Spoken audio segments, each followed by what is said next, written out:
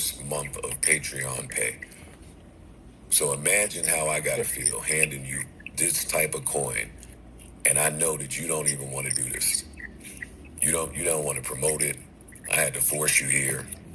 Like, no, business wasn't going to continue to run that way. We had some talks, but I think that was too late. So why have in regards to the 40 grand that you now said that Rory mentioned, he made it seem as if that was his monthly salary cap.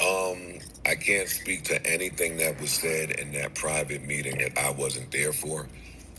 I'll never know all the details from it. That whole "I'll pay for production" thing, maybe he did say that to them in that meeting while they were saying whatever they were saying. I have no idea. There's no way for me to ever know. As the that was paying for every month, nobody ever said to me, "Hey, I want to pay for something." The thing that's very different about this cast and that cast is this cast negotiates for the things that they want in their contract. I know Flip's antics during the year would make you think otherwise, but this cast, we stick to the contract. Whatever is in there is what's in there, so there's no room for the emotions. Word. There's no room for none of the extra. No room for misinterpreting what the paper says. I think that's where I went wrong the first time. Like, I thought because y'all negotiated it, y'all knew what was in there. But their whole story is, they told us not to sign it, and we signed it, and he stole. Well, which one is it?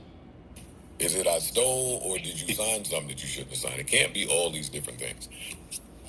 Well, they've been consistent in saying that, they had it in their contract. They could ask for the accounting whenever. And at some point, you stop providing it. This is what they said. You stop providing it to their likeness, and that it was in their contract that they could ask whenever they want. No, it was in the contract that you can ask for accounting whenever you want to ask for it, but that was the extent of your privileges. So you ask, and I give it to you. And that's the end. Their problem was that wasn't the end for them. They had more questions. They had more thoughts. They were left to just come up with together on their own. But for me, I was being nice. And that's where the disconnect was. Like, they think I'm being and I think I'm being nice. Like, in reality, any businessman that's running the business I run is supposed to put their car on the thingamajiggy, on expenses. How you travel, it's an expense. Oh, okay. BX Native. No, you shut up for a minute, because you a Rory Avenger too. That's an expense. Let's have a learnable moment. I did not do that. Now, so far, everything sounds on the up and up. But one thing that stands out to me is, if they're employees, why would they be receiving an accounting? Now, that could be very misleading right there. But we're going to finish letting Joe talk. Maybe he's going to explain that part. Once. Some of the clothes, that's an expense. That's things that your normal accountant is going to tell you to do for your tax purposes at the end of the... I did not do that. You know how many things just did not happen that should have happened? Like, right, to be fighting with some that you're doing this for? Like, no. No, it was disrespect at the highest level. And then you use the airwaves to rebel. Like, now I feel like you slapping me in the face, you slapping the fans in the face. I don't know what's going on. They say they were never paid from the YouTube. They weren't paid from YouTube. I mean, gradually, what else was they supposed to use to rebel or to get their point across or to be on some bullshit with? They are YouTubers. I mean, it is kind of gay because they should have started their own channel while they was on the show and everything was good, but they waited till it was a problem to do that. So I damn sure get his point there. How is that possible? Because the podcast, is that not considered podcast, or is that just the spot of? No, that's not considered nothing. That's Joe Budden back when YouTube was an afterthought, like not even a thought. When nobody cared about YouTube, when you couldn't post things longer than 90 seconds and 3 minutes on YouTube, that was Joe Budden there building a YouTube. So when you come to me and say, "Hey, I want some of your YouTube," I'm gonna say, "No, that's a hard line. That's a hard line. There is no room for discussion in terms of this. If you want to continue to discuss this, then you can work elsewhere." So Rory would never be entitled to one red cent from my YouTube. Paul would never get one respect from my YouTube. Hey, let's get back to the courtesy. The courtesy, like I said then, is, and you'll never find another earth to say this. Hey, all of this footage that I'm paying for that's mine, I'll give it to you and you go build yours.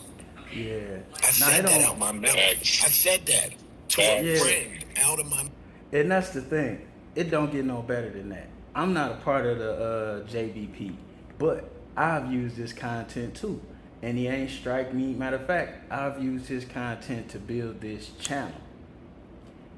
And he ain't strike me. He ain't take it down. Like that's why when they call him the Podfather, don't nobody disagree and everybody give him his respect, because that is on the love. And if he do it for us YouTubers that's not connected to him, I can only imagine what the people that is connected to him could do. And then he be leaving so much meat on the bone, because well, they doing better with their clips now, but they still be missing a lot of good clips. So it's all type of shit. Like look at Danny from the Stop. He built a big dumbass YouTube platform off just Joe Budden. Matter of fact, he built his platform off of these motherfuckers getting into it. So that just goes to show you how much money is in the content between all these motherfuckers. So I mean, that is some haterism to have a problem with that. They took it as a slight.